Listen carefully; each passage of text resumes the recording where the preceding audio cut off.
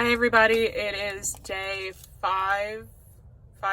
day 5 of Backlist Readathon.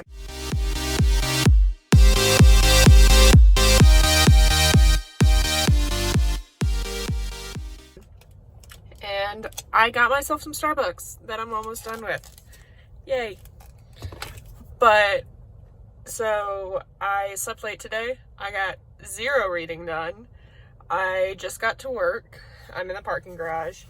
I'm actually leaving this. I didn't finish this yesterday, but I'm leaving this in the car because I managed to get this on Libby. So it's currently on my Kindle, which I'm going to read whenever the work lights are off backstage because I can read it on my laptop. So I'm going to leave that in here. As a book, I'm going to bring Spinning Silver by Naomi Novik, which is the retelling of a fairy tale, which I really liked, Uprooted. So I'm hoping that I'll like Spinning Silver. And, what was it? So Empress of All Seasons is, I don't remember what this was for, but I remember that, this one was blue on the cover. And Spinning Silver is a book that I'm really looking forward to. This one is, Spinning Silver is like 460 pages. And I'm 60% of the way through Empress of All Seasons. And then for my diverse book, I have Fun Home. I'm going to bring it in with me, but I got it on Hoopla as well. So if I finish Empress of All Seasons during the show, and because we'll park the lights and the constructs that I'm moving in a certain position, and then they'll stay that way for 15 to 20 minutes at least. So there's some downtime in between cues. But I got this on Hoopla. So if I finish Empress of All Seasons, then I can read Fun Home. Unfortunately, Spinning Silver had to wait for it on the library, and it's not on Kindle Unlimited, and it's not on Hoopla. And I really don't, and also can't really afford to rebuy it right now.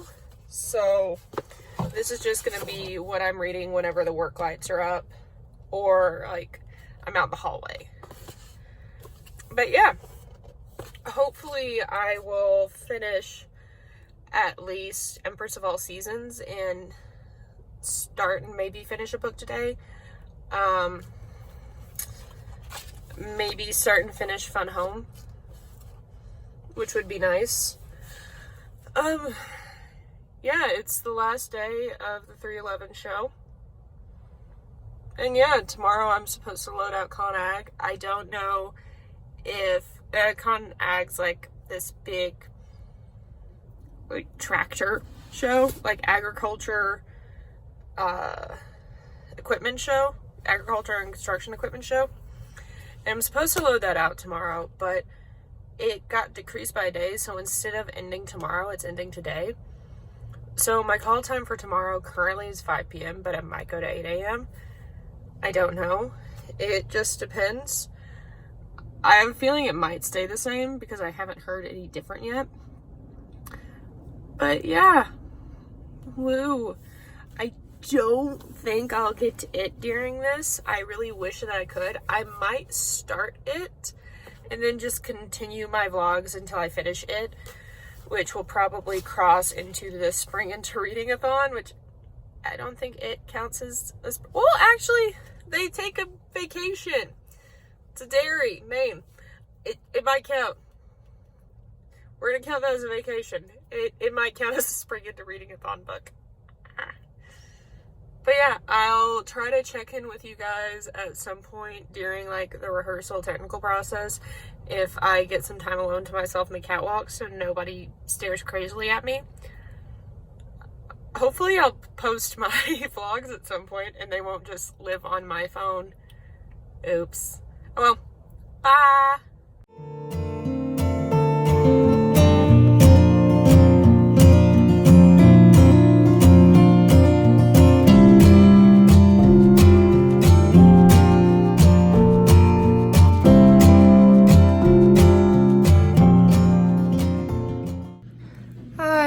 So it's day 6 of Backlist Readathon. Sorry that I'm just now updating you.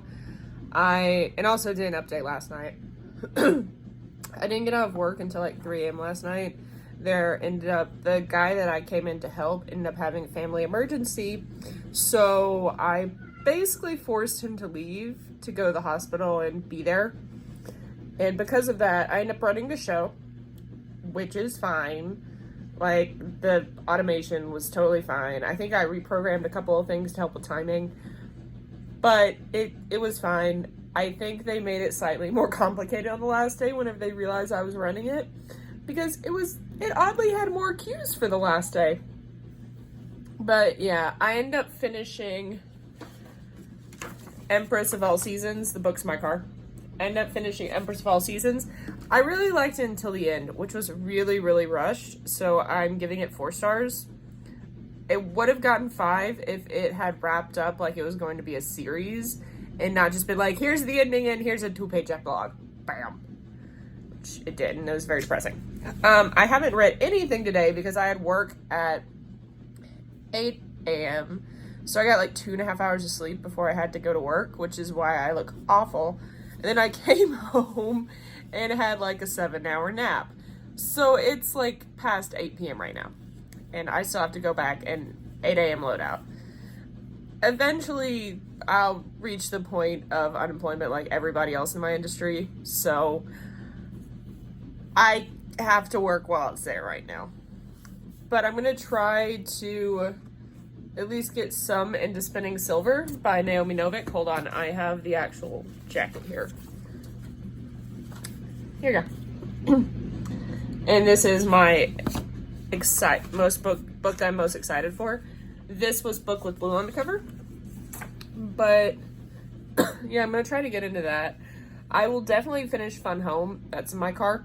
I will definitely start and finish that at some point.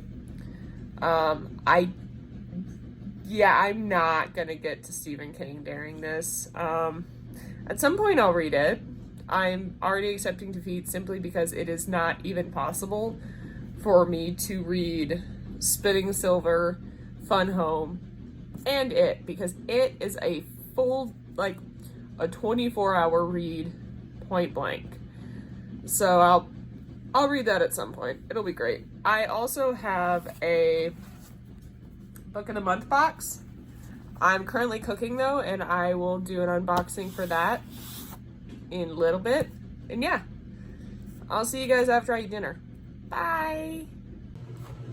Hi guys. So I'm gonna go ahead and excuse my messy table. I'm gonna go ahead and do my Book of the Month unboxing. Yay! I don't fully remember what I got. Oh yeah, it tells me I got great taste, but I don't fully remember what I ordered. I remember that the actual Book of the Month, I didn't really want anything, so I got something out of my comfort zone. But yeah, that's what we got so far. It says, oh, hey again. And I think the top one is the one that was out of my comfort zone. So let's play with scissors.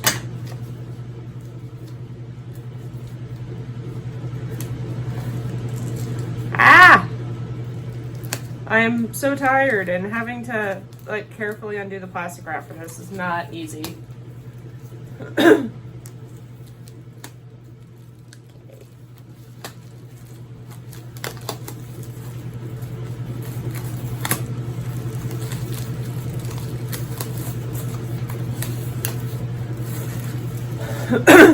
Okay.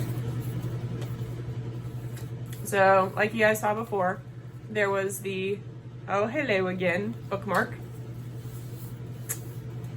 And for the first one, I got Splendid and Vile by Eric Larson. If I remember, okay, so this one is the March 2020 book. Remember correctly, this is like historical. Says, on Winston Churchill's first day as Prime Minister, Hitler invaded Holland and Belgium. Poland and Czechoslovakia had already fallen, and the Dunkirk evacuation was just 2 weeks away. For the next 12 months, Hitler would wage a relentless bombing campaign killing 45,000 Britons. It was up to Churchill to hold the country together and persuade I promise I can read. President Franklin Roosevelt that Britain was a worthy ally and willing to fight to the end. In The Splendid and Vile, Erik Larson shows in cinematic detail how Churchill taught the British people the art of being fearless.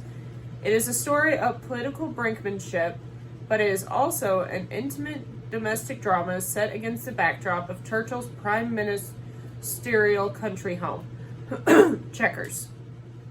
His wartime retreat, Ditchley, where he and his entourage would go to the moon, is brightest and bombing threat is highest.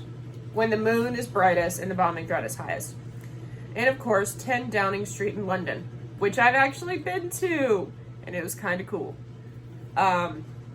Drawing on diaries, original archival documents, and once secret intelligence reports, some released only recently, Larson provides a new lens on London's darkest year through the day-to-day experience of Churchill and those closest to him. His wife Clementine, their youngest daughter Mary, who chafes against her parents' wartime protectiveness, their son Randolph, and his beautiful, unhappy wife Pamela. Pamela's illicit lover, a dashing American emissary, and advisors in Churchill's secret circle, to whom he turns in his darkest moments. The Splendid and Vile takes readers out of today's political dysfunction and back to a time of true leadership, when in the face of unrelenting horror, Churchill's eloquence, courage, and perseverance bound a country and a family together. So, is this fiction? I don't know if this is historical fiction or just straight up historical. And I'm not seeing anything on the copyright page that's telling me what it is. So this one just might be straight up historical about Churchill during the Holocaust, which is kind of cool. I personally, since I've been a little kid, I don't know if you've ever heard of Terrible Things. It's a picture book for little kids that is entirely about the Holocaust. It's an allegorical thing. It's about... It's really similar to Animal Farm, actually. But it's basically this big voice in the sky is telling these animals that some of them are superior to the other ones. And that, well, only these animals can be around. So gradually they pare down the animals that are different from them. Like, the voice in the sky just takes them away. Like, oh, well, only animals that have fur should exist. So the animals that don't have fur go. It's like, oh, well, only the animals who have ears that protrude from their bodies should stay. So the other animals go. And then it just keeps going down like that. It's like, only animals that... It goes like that. It's really dark. It is a great children's book. It teaches a lot about the Holocaust. And I grew up with that. And so I grew up with an interest in the Holocaust and the whole... those who don't know history are doomed to repeat it. And I don't know enough about Churchill. So Churchill and the Holocaust is definitely something that I'm interested in looking into. So I'm looking forward to this. It is way bigger than I thought it'd be. And, oh my, actually, hold on, it's not that big. I opened it up and, oh yeah, this is totally a historical book. Because I think the last 100 pages are all index and sources. So the book is about 500 pages long with really tiny text. This should have been my intimidation book for Backlist Readathon, except it's not Backlist, but that's intimidating. So this one I got because of Chelsea Dowling Reads. I think it's Chelsea Dowling Reads. Yeah, Chelsea Dowling Reads. Get a Life, Chloe Brown. Which is supposed to be like a fun, slightly smutty romance. I say slightly smutty because I don't think Book of the Month would sell a fully smutty romance. But, yeah, it's just cute little slightly smutty romance. I'm hoping I like it and that this doesn't agitate me like the Kiss Quotient did. But I had heard a lot of people getting agitated by the kiss quotient. I haven't heard people get agitated by this. So I put this off for a while. This apparently was a November 2019 book of the month. But yeah, Get a Life, Chloe Brown. It is about 350 pages with larger text, so way less intimidating. I got that. I have this thing where I have to have I have to get 3 books because like I pay $20 a month for it, and it's $10 for each additional book, so I pay $40 for 3 new or newish hardbacks, which is really awesome and makes me happy to have hardbacks, even though I'm probably gonna sell or donate them after I read them. We're gonna ignore that. The 3rd book I got because it looked really cool. Ink and Bone. I think this was under the YA fantasy section, and it says, "Woe to the Inklings who could not escape." It was a February 2020 book of the month. I don't know what this is. I don't really want to look into it anymore, excluding the fact that it is a YA fantasy, which is awesome. And I think it's a dark fantasy that focuses hopefully on living tattoos, which is a really cool idea for me. Like, I love the idea of books where the tattoos come to life. Really awesome. And yeah, so little long trying to flesh out this vlog today. I will include my book of the month referral link down below. It gets you your first book free. It also gets me a book, which is awesome because I'm about to be really broke. It's great. Oh, and the tagline for Ink and Bone is "One performance can change your destiny." But yeah, here are my books. Yay, screenshot. But yeah, this is what I have. I'm gonna try to read some Empress of All Seasons and check back in with you. Sorry that the vlogs for the last 3 days kind of sucked. Oops. Anyway, bye. Okay, so spoiler alert, I got 0 reading done. I tried to start Spinning Silver, but I'm having issues focusing. And at least the beginning of Naomi Novik's work, at least it was this way with Uprooted, there's a lot of initial storytelling, which I can't remember the word for it. And you kind of need to be awake for it, which I just can't focus. My brain is just not clocking into focusing reading time. So I'll check back in with you guys tomorrow. Woo. Hi everybody. So it is day 7 of Backlist Readathon. It is 4:30 p.m. I got off work at like 1, went to the grocery store, bought meat, had to buy way too much meat because literally sold out of all of the 1-pound portions. So I had to get family size. I hate people so much. Still have a callback for tomorrow, so staving off unemployment by 1 more day. Great. I got 24 pages read of Spinning Silver at the beginning of work. I like it so far. I'm gonna try to read more, hopefully get through it. Also hopefully read through Fun Home, so I can get almost all of my books done. I got an Instant Pot. I keep trying to call it an Instapot. I got an Instant Pot today so that I can try to like actually cook and meal prep and do all of that fun stuff. But yeah, that's about it. That's it for right now. So I'll see y'all later. Bye.